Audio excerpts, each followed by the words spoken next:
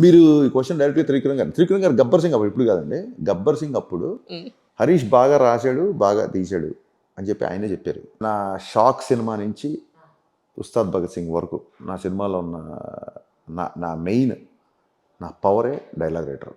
అది మరి మీకు తెలియకపోవడం అనేది చాలా, మీరు అక్కడ రాసినట్టు తెలుసు, చాలా చింతిస్తున్నా. అక్కడ రాసి ఇక్కడ రాయకుండా ఉంటారా? ఇక్కడ ఎవరైనా సపోర్ట్ చేశారా? ఈ ఇంటర్వ్యూ మీరే చేస్తున్నారా లేదా మీ క్లోన్ చేసిన వాళ్ళు ఎవరైనా వచ్చారా? అయ్యి బాబాయ్ లేదు, అడిగితే ఎలా ఉంటుందో ఇప్పుడు మీరు అడిగింది అలా ఉంది. క్షమించాలి, అన్ని అధికారాలు ఉన్నాయి. చాలా సార్లు ఒక పాట రాసి త్రివిక్రమ్ గారి ఇన్ఫ్లుయెన్స్ ఉంటుంది నా మీద.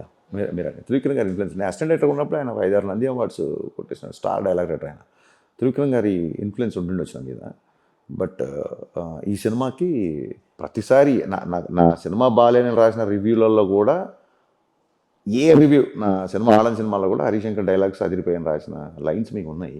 విలన్తో మాట్లాడిన డైలాగ్ దగ్గర నుంచి ప్రతి ప్లేస్ లో కూడా, ప్లేస్మెంట్ లో మీరు ఇచ్చిన డైలాగ్ పంచెస్ అన్ని కూడా ఆయన గుర్తొచ్చారని నా ఉద్దేశం. అండ్ ఇంకోటి ఏంటంటే అబ్సల్యూట్లీ లేకపోతే పని చేయండి, మీకు త్రివిక్రమ్ గారు నెంబర్ ఇస్తాను. నారాయణ సార్, ఉస్తాద్ భగత్ సింగ్ లో మీరు ఏమైనా డైలాగ్ రాసారా? మీరు డైరెక్ట్ ఆయన అడిగి లేదు నా ఉద్దేశం అడగాలి. ఇంకేమైనా హెల్పింగ్ హ్యాండ్స్ ఉన్నాయా? మీకు హెల్పింగ్ హ్యాండ్స్ ఉన్నాయి డెఫినెట్ గా. నాకు మా రైటింగ్ టీంలో దశరథ్ గారు స్క్రీన్ ప్లే హెల్ప్, ఆయనకి స్క్రీన్ ప్లే రమేష్ రెడ్డి గారు, ఆ కానిస్టేబుల్ క్యారెక్టర్ రమేష్ రెడ్డి గారు, అలాగే చంద్రమోహన్ అని నేను ఒక ATM తీశాను. ఎస్పెషల్లీ ప్రవీణ్ వర్మ అనే అబ్బాయికి అడిషనల్ డైలాగ్ చేశాను. అతను హెల్పింగ్ హ్యాండ్. కానీ ఇన్ని పేజీల డైలాగ్ని ఇంత రాయడానికి చాలా మదన పడాల్సి ఉంటుంది అనేది రైటర్స్ పాయింట్ ఆఫ్ వ్యూలో చాలా. మీరు మనకు ప్రెస్ మీట్ చూసారా? కళ్యాణ్ గారికి మీరు డైలాగ్ రాశారు, ఇచ్చి పడేసే గోత్రం ఎరగదీసే నక్షత్రం అని. ఇక్కడ స్టేజ్ మీద వాళ్ళకి చెప్పండి అంటే సెకండ్ గ్యాప్ లేకుండా చెప్పాడు అందరికీ ఒక్కొక్క డైలాగ్. గొప్పగా ఉందా తప్పగా ఉందా తర్వాత విషయం. నవీన్ గారికి ఏం చెప్తారు అంటే, ఖర్చు పెట్టే గోత్రం కలెక్షన్లో పట్టే నక్షత్రం అని చెప్పారు. ఇలాగా అక్కడ స్పాట్లో చెప్పాడు అందరికీ. మీరు అసలు ఈ ప్రెస్ మీట్ నేను చూడలేదు స్వామి, నేను ప్రెస్ మీట్ చూడలేదు. ప్రెస్ మీట్ చూడకపోయినా కార్డ్ చూడాలి కదా. ఏంటంటే టైటిల్స్, నేను వెళ్ళేప్పటికి టైటిల్ స్టార్ట్ అయిపోయింది.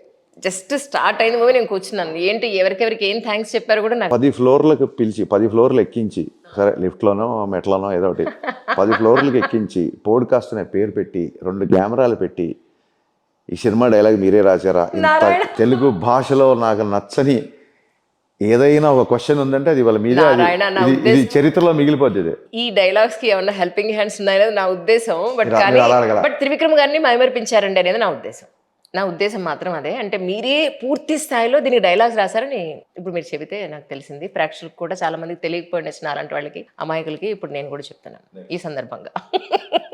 నెక్స్ట్ ఇది మీరు పైప్ లైన్ లో ఆల్రెడీ ఉంది. కానీ ఒక కోరిక ఉందండి. మన జీవి గారు ఇంటర్వ్యూ చేసినప్పుడు చెప్పాను, చాలా మొదలు పెడుతుంటాను నేను హైకూ రాసా. ఇప్పుడు మీరు అంటున్నారు కాబట్టి నేను చెప్పాల్సిన పరిస్థితి వస్తుంది. నేను పాండమిక్ లో హైకూలు రాసా. జపనీస్ లో ఉంటే చాలా హిందీలో ఎప్పటి నుంచో ఉంది దోహా అని, 2 లైన్లలో రాసేదాన్ని హైకు ఉంటుంది, జపనీస్ లో రాస్తారు. తెలుగు హైకూస్ నేను భాస్కర్ భట్ల గారు ఎప్పుడు షేర్ చేసుకుంటాం. ప్రతి రచయిత సైనికుడు, తెల్ల కాగితంతో ప్రతిరోజు యుద్ధమే.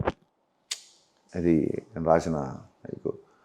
డైలాగ్కి ఎప్పుడు మదన పడుతుంటాను. అందుకే నేను తెలుగు ఆర్టిస్టులు ఎందుకు పెట్టుకుంటానంటే, టేక్ 1 టేక్ 2 కూడా క్లాప్ కొట్టి టేక్ 1 చేసిన తర్వాత ఇంకొక డైలాగ్, ఈ డైలాగ్ ఇంకో పదం యాడ్ అయితే బాగుంటుంది అన్నప్పుడు టేక్ 2 కూడా డైలాగులు మారిన సందర్భాలు ఉన్నాయి.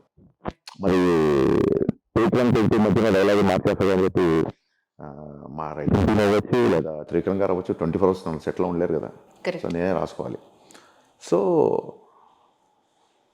ఎలా ఉంటుందంటే, నిజంగా త్రివిక్రమ్ గారు ఒక బౌండ్ స్క్రిప్ట్ ఇస్తే ఏ టెన్షన్ లేకుండా ప్రశాంతమైన వాతావరణంతో హాయిగా ఆహ్లాదంగా ఆ స్క్రిప్ట్ పట్టుకొని షూట్ చేయాలనేది నా చిరకాల కోరిక.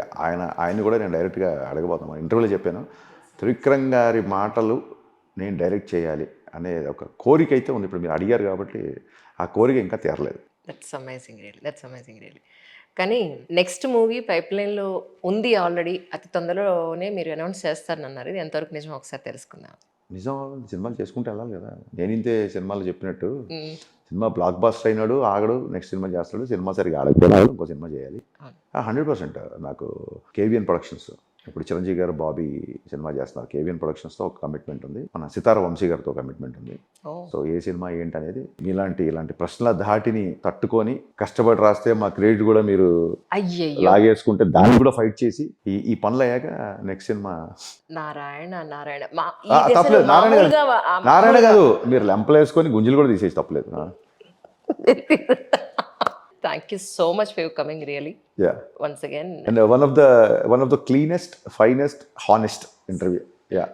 మీరు నవ్వుతూనే గట్టిగా క్వశ్చన్లని గట్టిగా ప్లాన్ చేశారు. అయ్యి బాబోయ్. Thank you Signature Studios. I'm so happy. This is my first interview in Signature Studios. Anjali garu, sir thank you so much అండి. Thank you. నా మీద మీకు ఎంతో అభిమానం ఉంది అన్న ఒక భ్రమలో ఎంతకాలం నేను బతికాను. అది కూడా అయ్యో నారాయణ. ఆ భ్రమలని వాళ్ళు క్లియర్ చేసినందుకు అయ్యో so thank you. Narayana. And మా స్టూడియో బాగా నచ్చింది. మీ స్టూడియో డైరెక్టర్ అని నాకు చాలా బాగా తెలుసు, కానీ ఈ సినిమాలో పర్టికులర్ గా నా సినిమాకి స్క్రీన్ ప్లే ఎప్పుడు ఉండదు, మాటల్లో నా పేరు కూడా నా సినిమా లేదు ఇప్పటివరకు. ఇంతకంటే నేను చెప్పలేను. అది సంగతి. సో క్షమించాలి మనస్ఫూర్తిగా, మీ కాళ్ళు పట్టుకున్నా తప్పలేదు. చూసారా, ఇది ఎడిట్ చేయండి.